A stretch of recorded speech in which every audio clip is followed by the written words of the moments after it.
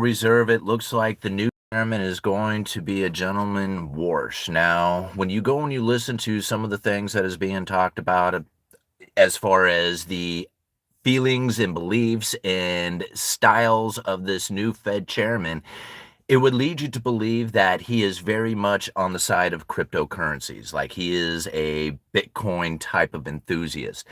Not somebody who pushes back against Bitcoin, but somebody who is very much pro Bitcoin. And as I hear some of the things that are being spoken out there, as far as like people's understanding of what it is that's taking place within the economy, they listen to this new Fed chairman, or who's going to be the new Fed chairman, and believe that this new Fed chairman is going to then somehow bring in cryptocurrencies or use Bitcoin as far as a currency here in the United States. And I think to myself, everything that I heard coming from Warsh so far doesn't lead me to believe any of that. Right now, I'm not saying that he's not pro Bitcoin. He very much could be pro Bitcoin. But what I'm hearing coming from the statements that are from the Federal Reserve itself and from some of the things that Warsh had said is that they are moving more towards a digital currency in the private sector. Not the one that they are making, but one that's out there within the private market developing stable coins. And those stable coins essentially being the digital currency that is being used. The dollar itself and the way that it is being conducted with the Federal Reserve, I don't believe that's going to change much. Like they're going to continue to conduct themselves the way that they always have been. But then there's going to be a digital component that is then included into our economy that is done in the private sector, the issuance of stable coins. This way, the government, right, the United States government itself, can then be the regulator of that currency, those stable coins, while maintaining the Federal Reserve independence of being able to then conduct themselves with the dollar monetary policy the way they always have been. Because anything that is being backed by the dollar, the monetary policy will then transfer right into that other currency. So if another country out there decides that they're going to peg their currency to the dollar, any monetary policy that has taken place within the United States then transfers into that other currency. And so, excuse me, this is how I believe the Federal Reserve is going to be conducting themselves going into the future. I'm not denying the idea of a digital component. What I'm denying the idea of is that it's going to be a digital component directed directly from the Federal Reserve, like Federal Reserve wallets and that everybody has, and the Federal Reserve then interacting with those wallets. I don't think that's going to be the case. Right? And then as far as the Bitcoin expectations of that being like a new currency for the United States is probably one of the most dangerous things that the United States can move into, because we are not a productive saving nation. We are a consumer debtor nation. And that, by anybody who understands like something as simple as the Cantillon effect now, Cantillon effect is pretty complicated, but you would understand that if you import stuff and you export money, you would export all your Bitcoin. That is something that would be very dangerous for the United States. And I just don't think that Warsh or anybody else at the Federal Reserve wants to go down that particular road. Now, don't get me wrong on the idea that Bitcoin can be used as a store of value. Maybe, but it does serve some purpose. It is kind of outside of that third-party risk, and it does give people the ability to do transactions without any other interference from any other global entity out there. That is pretty cool, and I think Warsh sees the coolness in that as well. Now, when I think about the Federal Reserve strategy when it comes to their monetary policy, Warsh ain't going to change anything because there's 11 other voting members to the monetary policy, right? Warsh happens to be one of them, and he's going to speak on behalf of the FOMC. Now, that's going to be his job as chairman.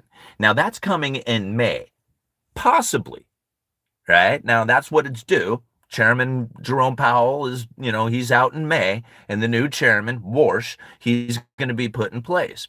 But here's something that's very interesting is that the Senate has already said that they are not going to allow a new chairman in. They're not going to sign a new chairman in until the criminal investigation on the old chairman, Jerome Powell, has been completed. So it is a very, very real possibility that Powell will continue as chairman after May. I don't know how many people realize that, but if you understood the credible threat theory, this totally lines up because this is what we talk about all the time. And I'm not making this up. This is directly from the Federal Reserve itself and the way that they conduct their laws, their rules and regulations. I don't know about laws, but their rules and regulations and their standard operating procedures as far as electing a new chairman. The Senate has say in that. And if the Senate is saying we are not going to vote for or we're not going to sign another chairman in until the old chairman's criminal investigation is complete, the old chairman holds that position until the new chairman has been signed in. So that is the case right now. Nobody's going to tell you that, but it's part of the credible threat theory. And when you think about how it is that they can use that information to elevate or restrict the inflation expectations, how many people saw the precious metals tank yesterday? Right? Absolutely tank. And what was the news that you saw on this? It wasn't about the paper manipulations or any of that. I mean, maybe some of that was out there, but what did all the headlines read? Right? New Fed pick causes this price to dump, right? This is what you see out there. And that's so far from the truth. I don't believe that for a second. And I don't believe that Warsh is going to change anything about the Fed's strategy, because then they would have to also change the other 11 voting members of the FOMC, who are all essentially trying to conduct the consensus statement, which is the statement on long-run strategies that they put out about every 5 years. When you see that, you know that there is no immediate shift to the monetary policy. This is something that they are conducting over time. And then when you look at what it is that they are really doing for monetary policy, because nobody will ever tell it to you this way, the way I'm about ready to describe it. But if you go and you look at some of the Fed statements, some of the speeches that I have tried to share out there, this is exactly what they are saying. Neutral interest rate was too low. This was prior to COVID, during the great financial crisis, leading up to the great financial crisis. The neutral interest rate, which is the interest rate in which that the Federal Reserve is neither accommodating nor restricting the economy, was very close to zero. Meaning that if they took their Fed funds rate to zero and had zero interest rate policy, they would not be far enough below neutral to actually stimulate the economy. And this was a major problem. Warsh has talked about, I'm going to go get a couple of links. I'm going to leave them down in the description for you guys. I don't have them there right now, but I'll go get them and I'll do that for you. Warsh said they had this tool, quantitative easing, that they had to use in this emergency purpose, but that they didn't really intend on using this into the future. Absolute lie. That is not the truth. They very much intended on using that into the future, because Bren Bernanke talked about it back in 2002, deflation and how to prevent it from ever occurring. So for him to say that they used this emergency tool with no intent on ever using it again in the future was very disingenuous. That is a straight up lie. That's a straight up lie. Like, he already is now, he's not even chairman yet, and I don't believe a word he says, right? Because he's trying to push this impression out there into the people, and that is part of the credible threat theory, to guide the people's expectations. So now when I think about this neutral interest rate being very close to zero, that does not give them any room to stimulate the economy with a monetary adjustment of interest rates. It doesn't work that way. They hit the lower bound of zero. They can no longer go any further down into the negative territory, and stimulating the economy with the interest rate adjustment didn't work. Quantitative easing and the promise of keeping interest rates at zero into the future, that's what stimulated the economy. Forward guidance and quantitative easing. That's because they were at the lower bound of zero. Neutral interest rate was very low. Now, the goal of the Federal Reserve was to get the hell off the lower bound and to raise the neutral interest rate. That was the entire goal of the Federal Reserve. I don't know what everybody else was thinking out there, but if they didn't do that, they had no monetary policy. Now, I've shared with you many, many times through the speeches of the Federal Reserve, especially the one, monetary policy strategies for a low neutral interest rate world, shared here on this channel thousands of times, and delivered by John Williams, the New York Fed president, back in 2018. And he said in that speech, the problem we need to solve these days is a risk of inflation that is persistently too low rather than too high. So they needed a goal of elevated inflation and inflation expectation to get off the lower bound of zero. That was the entire intent of the Federal Reserve for decades now.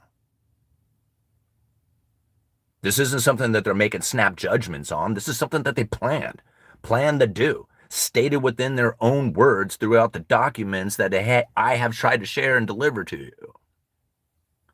Now, as I see the problem we now face, which is that the Federal Reserve is very close to neutral. See, R star is still low. R star is the economy or is the Federal Reserve's interest rates operating in an economy that is at its potential alongside low inflation and stable employment. I don't know how you want to describe it. It all seems kind of gibberish to me when you listen to them talk about it. But ultimately, their Goldilocks moment, their sweet spot is very close to zero. They don't like it there. They don't want it there. They would much rather have it higher, but that's where it's at. It's R star and it's very close to zero. Now, the problem with this is that if the Fed funds rate was to be operating at neutral, then that's very close to zero and there's no more downward adjustments to interest rates in case of an economic shock. However, if there is this magical inflationary expectation that is delivered to the economy, what it will do is it will pile on top of the R star and put the Federal Reserve at an elevated position in order to remain neutral. Elevated inflation and inflation expectations gives them the power to do this. Now, with elevated inflation and inflation expectations and an elevated Fed funds rate, they have an ability to talk about interest rate adjustments. They don't have that ability at the lower bound of zero. There's no talking about interest rate adjustments if there's no capability of adjusting rates. But when you have elevated inflation expectation, and an elevated Fed funds rate, now you have an ability to talk about the interest rate adjustment. This is a very, very powerful tool, the communication. This is what they're operating with. Now, the Fed funds rate is slightly above neutral. Christopher Warsh said it the other day that we need to be at neutral. We need to be able to support the labor market. We can't let the labor market weaken anymore. We got to be at neutral. And neutral is somewhere around 1/4 to 1/2 point away. 1/4 to 1/2 percentage point away from the current position. We're pretty much slightly restrictive, just barely restrictive at all. And people wonder why it is we have such a resilient economy out there. Well, we're barely restricted. Even Christopher Waller just said it. We need to be at neutral, which is about 1/2 percentage point away from where we are today. He's saying that the Fed needs to cut. And I'm thinking if you elevate the inflation expectation just a little bit, the Fed funds rate will be neutral, even at the current position. This is the Federal Reserve is operating. Now, if you want to include the digital component into it, if you want to include dollars into it, if you want to include gold into it, if you want to include manipulation by the president with tariffs and all the other stuff that goes into it, that's fine. All that stuff exists. All that stuff is real. But what I am sharing with you is the heart of it. This is what they are attempting to do. This is not me making this up. This is their own words.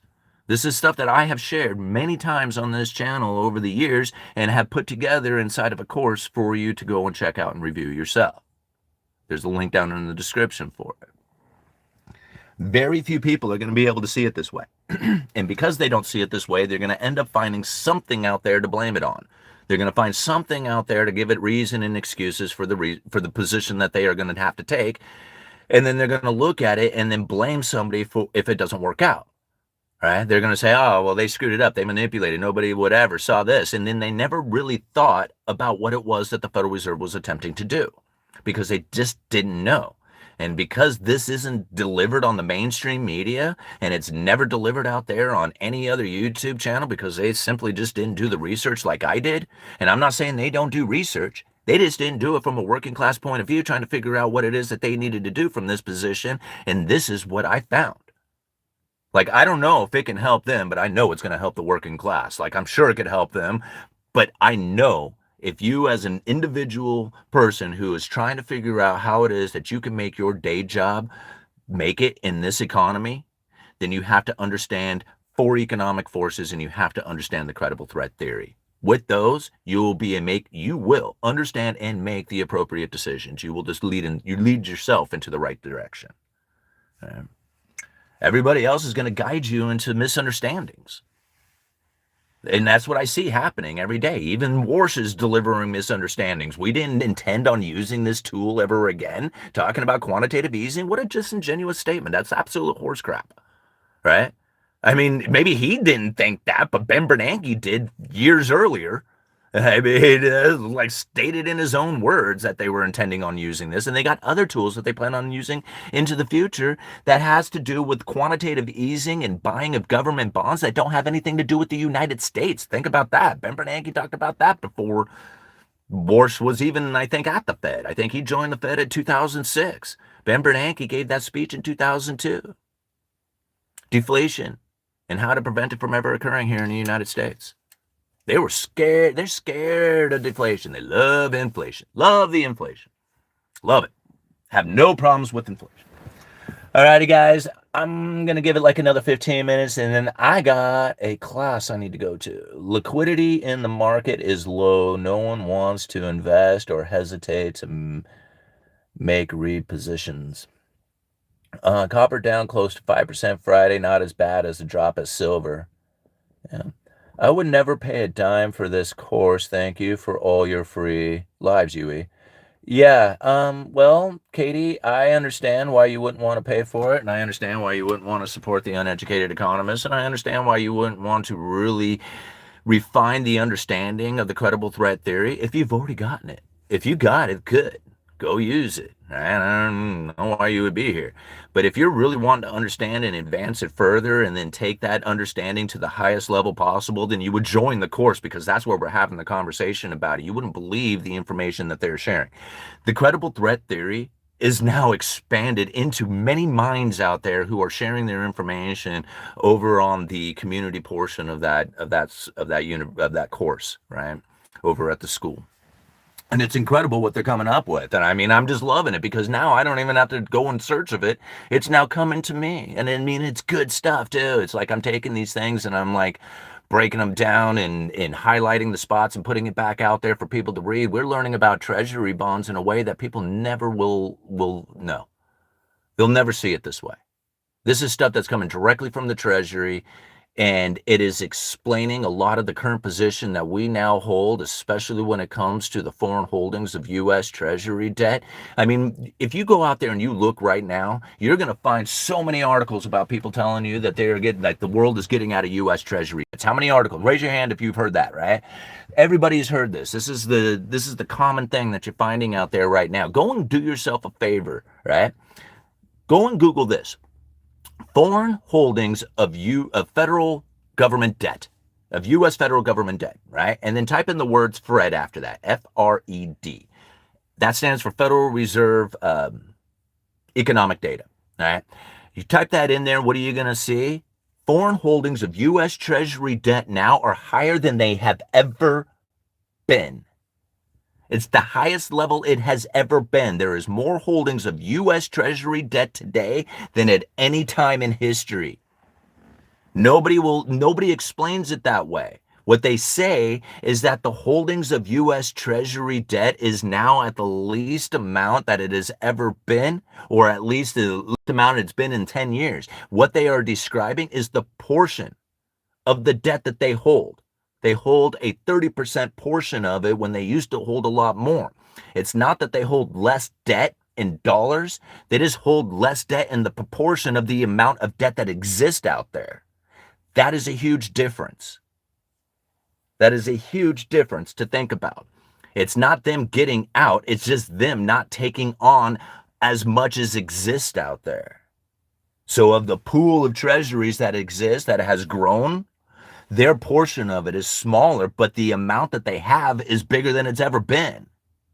Now, to understand why this may be the case, everybody says, oh, they're getting out of the dollar. They don't want the dollar. And I'm thinking, does anybody else possibly, just possibly see a global slowdown in transactions happening? I mean, does anybody else see that? Or is it just me? Maybe it's just me who sees that. But I'm pretty sure if you just go and you look out there, you're going to find the same answer, that there is a major slowdown in the transactions that are happening around the globe. Well, if there is a slowdown in the transactions that are happening around the globe, then there is going to be less demand for the treasuries to do the transactions with. If there is a slowdown in transactions, there is going to be a desired drop, right? Or a drop in the desire, there we go, to own treasuries to do the transactions with. This is something that not a lot of people are going to describe.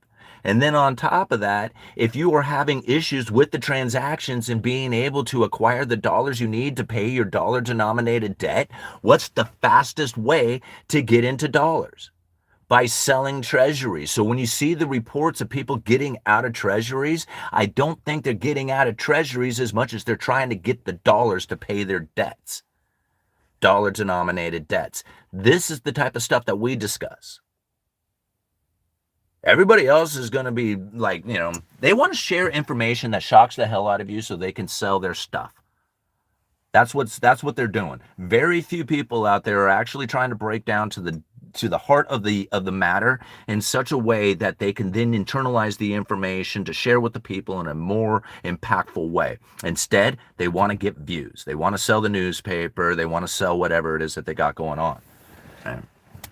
And just like me, I want to sell the course too, but I've provided all the information for free. In fact, you don't even need to pay for the course. You can go and get a 7-day free trial, get all the information yourself, take it for yourself, and then go and figure it out for yourself. I mean, all the information's there. I'm not trying to deny you the information. I'm just trying to figure out a way that I could be the most helpful, useful, productive person I can out there while also providing something for my family. And I don't think that's too much to ask for. Right? Like, that's a pretty easy thing to do. All right, because their debt is due in dollars. That's it. All right, I showed up just in time for Simon to get to the point where getting pushed to exit liquidity. All right, if people want to pay their US dollar debts, does it mean they anticipate deflation?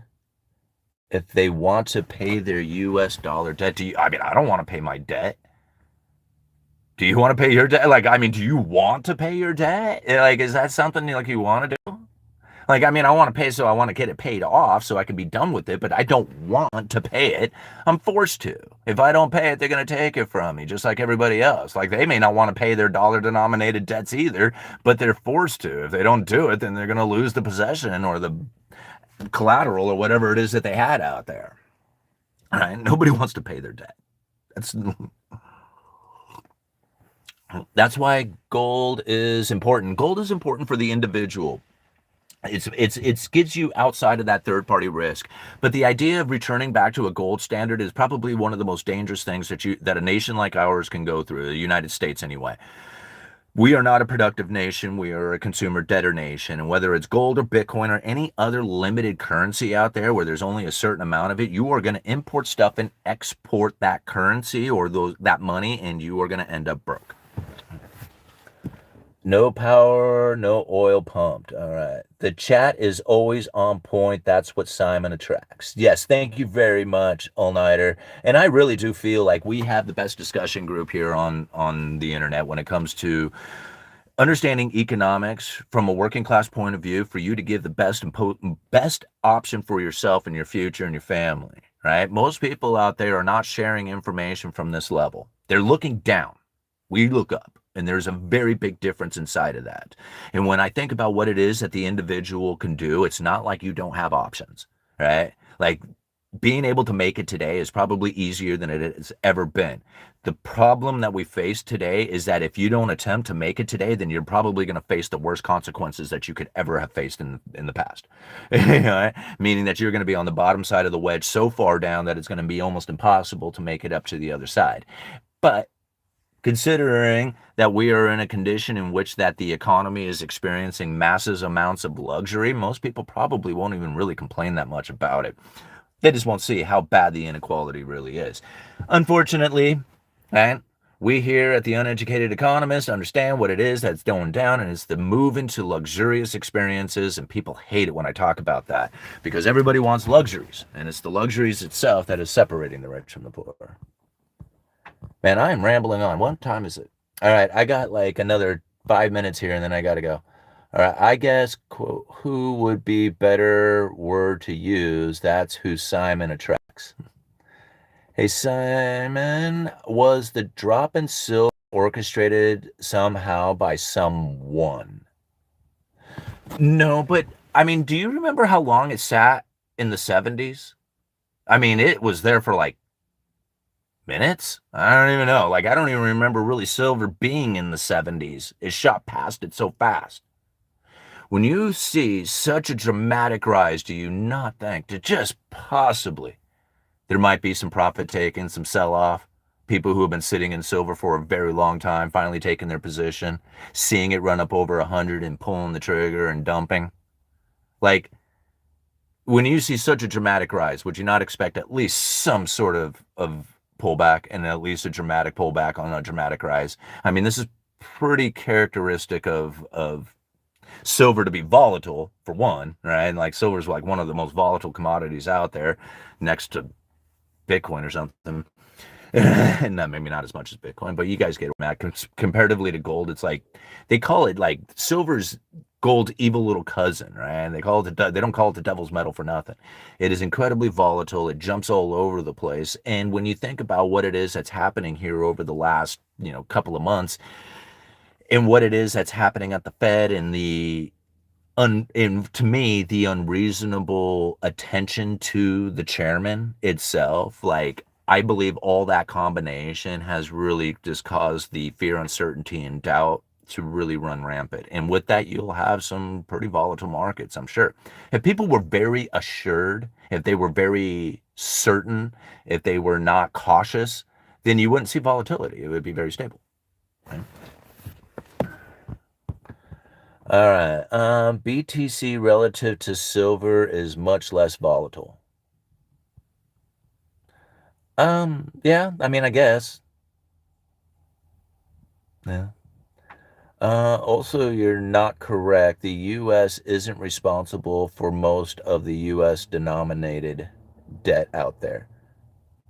Oh, I guess Brody's not talking to me. Like Brody and I are on the same page on that. That can't possibly. All right.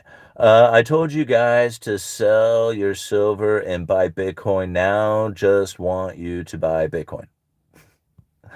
Canada here. Someone asked Prime Minister Carney why we aren't hitting America with matching tariffs. Mr. Carney said we don't have to because the U.S. is doing it to themselves. Well, you think about it. I mean, if you understood Triffin's dilemma and the problem that we now face is trying to get the dollars out there to the globe, in which I know a lot of people don't believe that, but that is the case. Trying to get our dollars out there to the rest of the world so that they can meet their dollar-denominated debts without causing the dollar to strengthen. Even Trump says we want a weaker dollar. Well, in order to get a weaker dollar, you can't have higher demand for dollar. You have to have less demand for dollars in order to have a weaker dollar. And less demand for dollars means that you have to have more dollars out there for the world to use. That way they don't demand as much of it. And in order to get the dollars out there for the rest of the world to use, you have to run trade deficits. And a lot of it, like major trade deficits, import stuff and export dollars. Alrighty, guys, this was a lot of fun, but I got to go. I have an acting class that I have been doing on the weekends, and it has been a lot of fun. I really enjoyed the theater thing and going and hanging out and improving those skills. What does it say here? The bond market in Japanese and Europeans selling U.S. bonds scared Trump and company last week at Davos. Well, El Zappia, I think that that's probably what they would like for you to believe, because that really adds to the power that they are looking for in order to elevate the inflation and inflation expectation, which raises the neutral interest rate, which makes the economy less restricted. And it's a powerful tool for the Federal Reserve and the administration to use in order to keep the people consuming. Who are consuming? The top 20% of households. So this is a huge benefit to them, and how it is that they are doing it is through inflation and inflation expectations. Weakening dollar, news about weakening dollar, propaganda about failure, all this stuff lends the power that they are looking for to elevate that inflation expectation, and it makes the economy less restricted as the neutral interest rate rises. Remember, this isn't a benefit to the working class. This is important to understand. A lot of people say, well, how does that help the people? It doesn't. It doesn't help the people. They're not there to try and help the people. They're not there to try and help the working class. They're not there to try and do it for the majority. That's not what they're doing. All right? They are trying to keep the consumer going because the economy is a consumer-based economy. And in order to have an economy, you have to have a consumer. And if the working class is no longer the consumer, no matter how big your wage and raises and money you get, if you are not going to increase your consumption, then they have to find somebody who will. Who is it that's doing it? The top 20% of households, because their assets that they have allocated have moved up in value, and now they have the purchasing power to go out there and consume. They're the consumer, not the working class. When you were building stuff and sending that stuff out there to the world, and the world was sending us their money, then we were the consumer. The average everyday person was the producer of stuff that went out to the world, and the world sent us their money. We were closer to the money then. And by being close to the money, we were having first shot at consuming. And being the consumer made the working class the backbone of the economy. It's not them anymore. So when you hear like people say, well, how does that benefit the people? They'd have no intentions on benefiting you. There's zero intentions on that. None. I don't know where it is people think that that's the case. It's not. No matter what they promise or what they say or what the administration is going on about, they are not in it for you. They can't. They cannot be in it for you. If they did, it would fail. They have to be in it to the consumer. And the consumer is at the top. When the consumer was in the working class, that's who they focused in on. That's it. Once you understand that it's a consumer-based economy and they have to focus on the consumer or else they don't have an economy and it'll all fail, it makes you very unimportant to them. It's sad, I know. Right? And I mean, people don't like what I have to say a lot of times because I talk this way, but I'm not here to sugarcoat anything. I'm here to tell you the truth, and this is the truth of the matter. I gotta go. I'll see you guys. Uneducated Economist. Go check out the university. You let me know.